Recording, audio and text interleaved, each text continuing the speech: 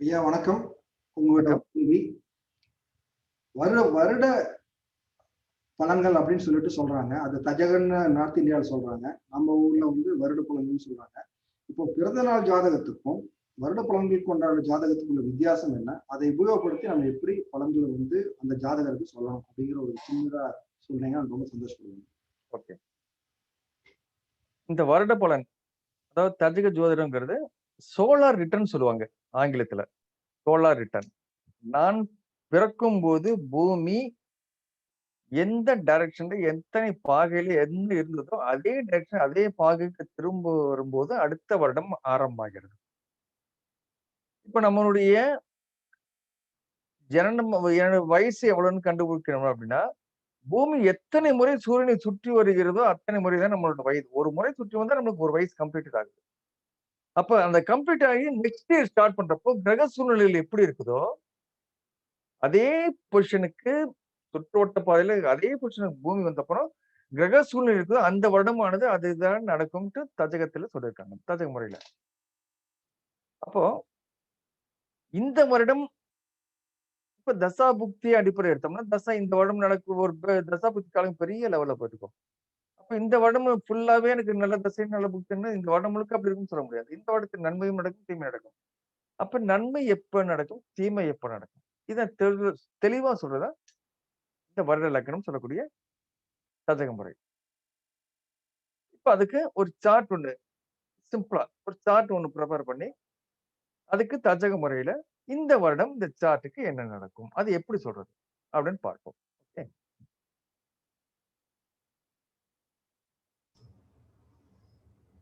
இது ஒரு chart. December 30ஆம் தேதி 1974 பிறந்த ஒரு ஜாதகம். பிறந்த நேரம் 23:30. பிறந்த ஊர் பெங்களூர். இத நம்ம ஜனனகால ஜாதகத்துக்கு பார்த்தீங்கன்னா, இதுல நம்ம பார்க்க தஜகத்தை அணுக வேண்டிய முறை பெரிய லாங் முறையில இருக்குது. ஆனா, இப்ப ஷார்ட் பண்ணி எப்படி அணுகுறது அனுபவ ரீதியாக பார்த்த உண்மையில இப்ப நம்ம பார்த்துக்கிறோம். இப்ப தஜகத்துக்கு பார்க்க வேண்டியது என்னென்ன அப்படின்னா, ஜனன லக்னம், ஜனன லக்னாதிபதி. தஜக லக்னம், தஜக லக்னாதிபதி.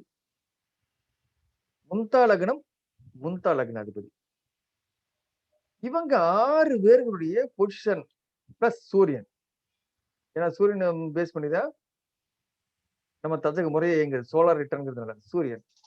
இப்ப அந்த சூரியனை பேஸ் பண்ணி இந்த முறையில தான் நம்மளுடைய தஜகத்துக்கு இந்த ஆண்டு கேள்வி பதில் எல்லாமே அமைந்திருக்கும். இதுல பாத்தீங்கன்னா ஜனனகால லக்னம் கன்னியா லக்னம். அதன் அதிபதி 4ஆம் பாவத்தில் இருக்கிறார். சூரியனும் 4ஆம் பாவத்தில் இருக்கிறார். இது ஜனனகாலத்து அமைப்பு. இப்ப இதுக்கு தஜகத்துக்கு போனா இந்த சார்ட் ஜெகநாத் ஓரல இங்க தஜகம் அப்படின்னு போட்டுப்பாங்க. இந்த தஜக சார்ட்டை போய் கிளிக் பண்ணீங்கன்னா இந்த வருடத்துக்கு வந்துடும். இப்ப 2020க்கு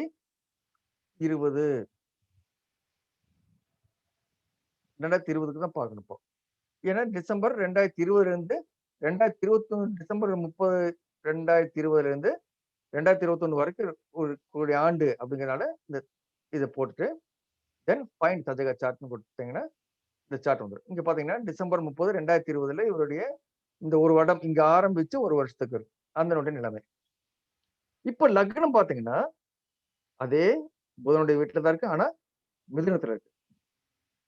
இப்ப ஜனனகால லக்னத்திற்கு இந்த வருட லக்னம் 10ஆம் பாவத்தை குறிக்கிறது. சோ 10ஆம் பாவத்துக்கு உண்டான ஒரு கேள்வி இந்த ஜாதத்துல நடக்கும். இந்த 10ஆம் பாவத்துக்கு உண்டான செயல்கள் ஒரு ஜாதத்துல நடக்கும். இப்ப ஜனனகால லக்னாதிபதி இந்த வருட லக்னத்துக்கு 7ஆம் பாவத்தில் இருக்கிறார். அப்போ இந்த 10ஆம் பாவத்துக்கும் 7ஆம் பாவத்துக்கும் உண்டான ஒரு கேள்வி பிறக்கும். முன்தா லக்னங்கிறது என்னன்னா ப்ரொக்ரெசிவ் லக்னம் அப்படின்னு சொல்லுவாங்க ஆங்கிலத்துல. வருடத்துக்கு ஒரு லக்னமான மாறி மாறி வரும். இப்ப நம்ம ஜனன லக்னம் கன்னியா லக்னம் அப்படின்னா இந்த ஜாதகர் 1974 பிறந்திருக்கிறாரு. இப்ப 2020னா கிட்டத்தட்ட 46 வயது அப்படின்னு கண்டுபிடிச்சுக்கலாம். இப்ப 46 வயதுக்குன்னா வருடத்துக்கு ஒரு லக்னம் நகரும். வருடத்துக்கு ஒரு லக்னம் கன்னியா லக்னம் முதல் வருடம் ஜனன லக்னம் கன்னியா லக்னங்கிறது கன்னியா லக்னம் முதல் வருடம் 2, 3, 4, 5, 6, 7, 8, 9, 10, 11, 12 சிம்மத்துல முடிஞ்சு 13வது திரும்ப கன்னியா லக்னத்துக்கு வந்துடும். அப்ப இப்படியே சுத்திட்டு வந்தோம்னா இவருடைய இப்ப 46 முடிஞ்சு 47வது ஆண்டு ரன்னிங் இயர்ஸ்க்கு முன்தா போடணும். அப்ப 47வது வருடங்கிறது கடகத்துல முன்தா. இங்க பாத்தீங்கன்னா MUMனு கடகத்துல போட்டிருப்பாங்க. அது முன்தா.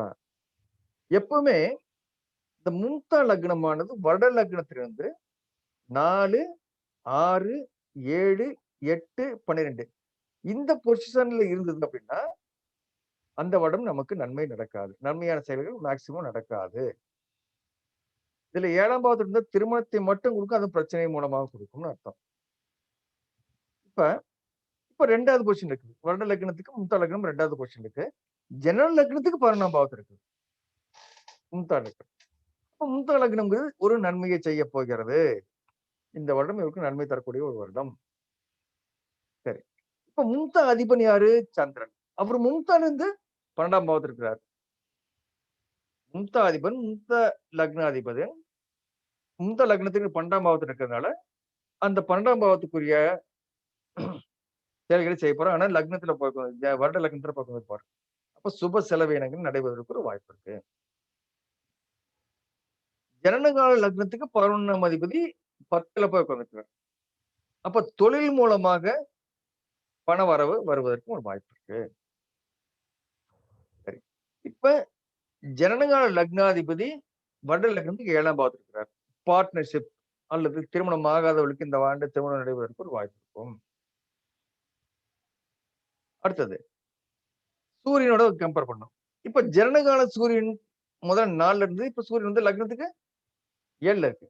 நிச்சயமாக ஒரு பார்ட்னர்ஷிப் அப்படிங்கிற ஒரு வட்டத்துக்குள்ள வந்துடும். 7ஆம் பாவங்கிறது partnership, not only partnership, foreign போறதும் 7ஆம் பாவம் தான்.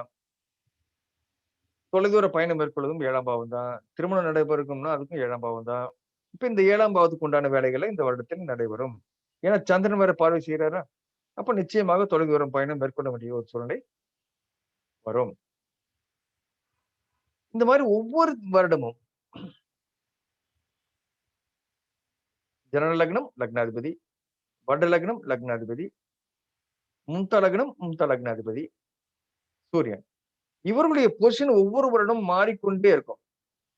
அந்த மாறிக்கொண்டே இருப்பதை வச்சுட்டு இவருக்கு பலன் சொல்லலாம். இப்ப இவருக்கு அடுத்த வருஷத்துக்கு உண்டான பலன் எப்படி சொல்லணும்னா, இங்க ஜஸ்ட் 2020ங்கிற 2021 போடுவோம். 21 அது மட்டும் ததுகத்தார் போட்டோம்னா அடுத்த வருடம் லக்னம் மாறிடும். எங்க இருக்குது? லக்னம் திரும்ப ஜனனகால லக்னத்துக்கு கன்னியா லக்னத்துக்கு வந்துச்சு. ஆனா முன்தா லக்னம் 12ஆம் பாவத்துக்கு போயிடுச்சு. முதல்ல வருட லக்னத்துக்கு இந்த மும்தா கடகத்துல இருந்தப்போ வருட லக்னத்துக்கு 2ஆம் பாவத்துல இருந்து நன்மை செய்யும். இப்ப லக்னத்துக்கு 12ஆம் பாவத்துக்கு போறப்ப நன்மை செய்யாது, தீமை செய்யும். முன்தா அதிபன் யாரு? சூரியன். அவர் எங்க இருக்கிறாரு? 4ஆம் பாவத்துக்கு இருக்கிறாரு. அப்போ வீடு, வாகனம் இதன் மூலமாக ஒரு பிரச்சனை ஏற்படுறதுக்கு வாய்ப்பு இருக்கு.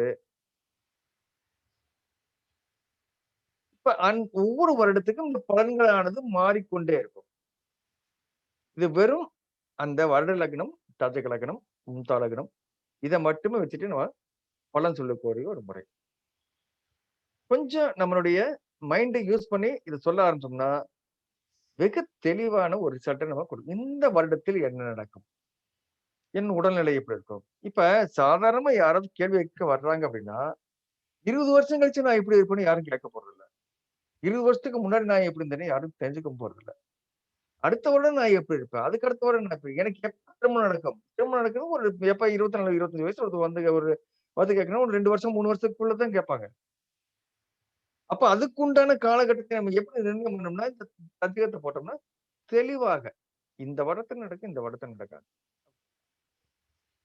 ஓகேங்களா? மிக்க நன்றிங்க ஐயா. வணக்கம்.